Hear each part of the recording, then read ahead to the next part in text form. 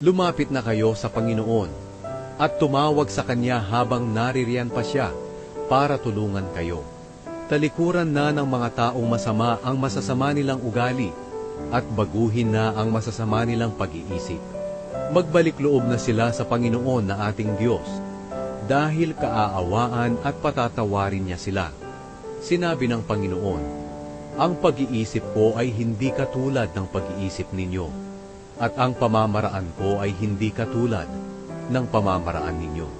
Kung gaano kalayo ang langit sa lupa, ganoon din kalayo ang aking pamamaraan at pag-iisip kaysa sa inyo.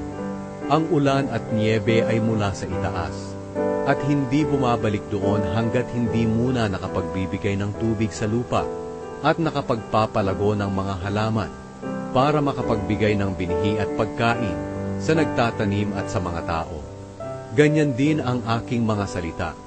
Hindi ito mawawala ng kabuluhan. Isa sa katuparan nito ang aking ninanais, at isasagawa ang aking layunin kung bakit ko ito ipinadala."